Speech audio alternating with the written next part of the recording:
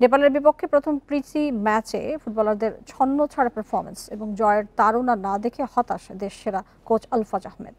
Coach কাবরেরার অনুপ্রেরণার অভাবকেই দায়ী মনে করছেন তিনি। পরের ম্যাচ জিততে মিডফিল্ড এবং স্ট্রাইকিং জোনে গুরুত্ব দেওয়ার তাগিদ আলফাজের। একক পারফরমেন্স নিয়ে ম্যাচ শেষে হতাশা প্রকাশ করেন কোচ হাবিয়ার কাবরেরা। হামজা সমিতকে নিয়ে সব শেষ ম্যাচগুলোতে যে গতিময় ফুটবল খেলেছিল বাংলাদেশ, নেপালের বিপক্ষে তাদের ছাড়া দল যেন ছন্ন ছাড়া। মিডফিল্ডে ব্যর্থ জামাল ঠিকমতো বলের যোগান দিতে পারেনি অধিনায়ক। জামাল ভাই আর হামজা চৌধুরীর মধ্যে অনেক ডিফারেন্স, এটা তো বুঝতেই সবাই জানে।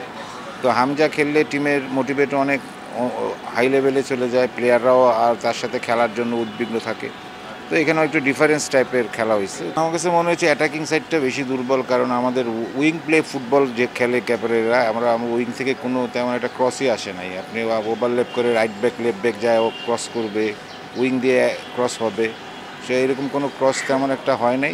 ম্যাচ জয়ে তাড়নার অভাব ছিল স্পষ্ট। প্রশ্ন উঠেছে বেশিরভাগ ফুটবলারই খেলেছেন গা বাঁচিয়ে। মোটিভেশনের অভাব নাকি কোচের পরিকল্পনাই ছিল গলদ, কাঠগড়ায় কাবরেরা।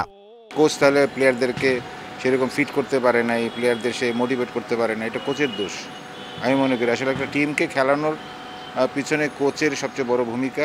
প্লেয়ারদেরকে মোটিভেট করতে হবে, প্লেয়ারদেরকে ফিট করতে হবে, দেশের জন্য উদ্বুদ্ধ করতে হবে, এটা সব কিছু কোচেরই দায়িত্ব। তো আসলে এখানে আসলে কোচ তাহলে ব্যর্থ। 9 সেপ্টেম্বর নেপালের বিপক্ষে দ্বিতীয় প্রীতি ম্যাচ। এশিয়ান কাপ বাছাই হংকং ম্যাচের আগে আত্মবিশ্বাস বাড়ানোর চ্যালেঞ্জ জামাল তপুদের সামনে।